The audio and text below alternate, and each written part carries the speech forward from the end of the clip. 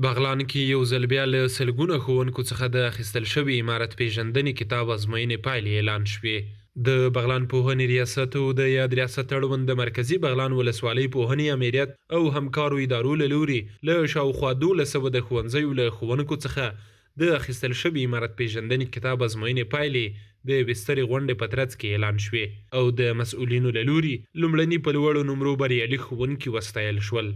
اعلان غونډې ته د بغلان علماو او د معارف مسؤلینو په خپلو ویناوو کې د عمارت پیژندنې کتاب په ارزښت خبرې وکړې.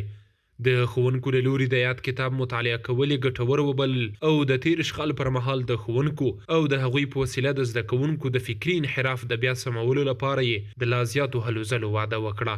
زما د خپلو استادانو څخه همدغه غوښتنه ده چې د خپلو شاګردانو ته درس د وحدت او د اطاعت او د امارت د پیژندنې درس ورته ورکړي. هغه بحثونه او بې ځایه ویناوې چې په حجرو کې یا د تلویزیونونو په باندې به زموږ استادو د مسلمانانو ذهنونه خرابول، نن الحمدلله ټول مسلمانان په دې باندې ښه پوه شوي دي. د دغه د ذهن سازي په خاطر باندې د افغانستان اسلامي امارت د په نامه د امارت شناسي یو امتحاني رقابتي شروع کړو. همدارنګه د لا ښه پوهوالي په خاطر باندې د سیرت النبي صلی الله علیه وسلم جلسې جوړې کړلې. دا د دې په خاطر باندې چې دغه د حق وینا د هر چا تر غوږه پورې ورسېږي. دا د هر مسلمان فریضه سره دغه کتاب چا چې مطالعه کړ، څه یې ترې زده کړل، بل ته رسول په ده باندې یو لازمه او فریضه ده. د امارت پیژندنه دا د هر مسلمان وجیبه ده.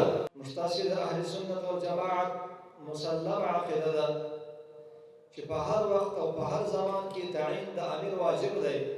باید مسلمانان د خپل ژوند یوه لحظه بین یو اسلامي امیر نه تېره نه کړي. امارت پیژندنه د امیر معلومېدل دا د واجباتو نه دي.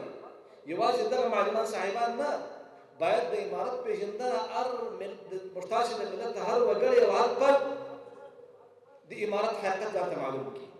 له بل لوري بیا د ازموینې بریالي او ګډونوال ښوونکي په حقیقت پوه شوي. وایي د عمارت پیژندنې کتاب له مطالعې وروسته د اسلامي امارت پر خلاف د درواغجنو تبلیغاتو له اثره راوتلي او په ټول توان به هڅه وکړي چې د اسلامي امارت تاریخ، تګلاره، سیاست او ټولې برخې خپلو زده کوونکو ته هم انتقال کړي. د امتحان نه موږ هم راضي یاستو، شفافه پروسه وه چې موږ پکې ګډون وکړو. دا د ځوانانو لپاره، د ښوونکو لپاره د امارت اسلامي په اړه ډېر معلومات موږ لاسته تېراوړو. په دې خاطر باندې وخت د دې امارت په اړه موږ معلومات نه درلودو. مبدا له کوم ځای نه شروع سوې ده او د دوی په اړه چې کوم نور دښمنانو چې دوی په اړه توطیې او هغه کوو، هغه شیان د ځوانانو له ذهنه چې سو لرې سول. کله چې موږ هغې نظام کې هم امتحان ورکوو، پروسه به چې وه شفافه به نه وه، حق حقدار ته نه رسېدو. ته اوس وګوره چې هر یو چې ښه نمره یې وړي، هغه د امارت لخوا باندې په ډالیو باندې ونازول سو.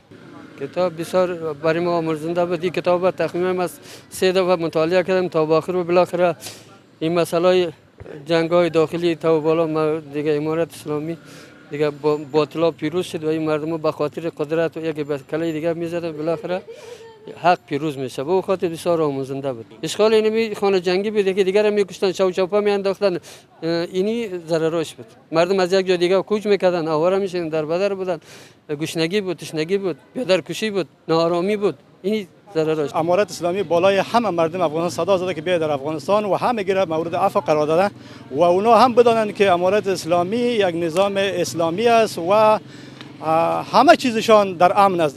در سایه بیرق امارت اسلامی، در سایه بیرق امارت، جانشان، مالشان، ناموسشان، عزتشان، همه چیزشان مسئول است. په پای کې د یادې ازموینې لس په لوړو نمرو بریالي ښوونکي د مسؤلینو په لاس په مادي او معنوي لکه کمپیوټر، ځیرک موبایل، ساعتونو، جامو او یو شمېر نورو ډالیو وستایل شول.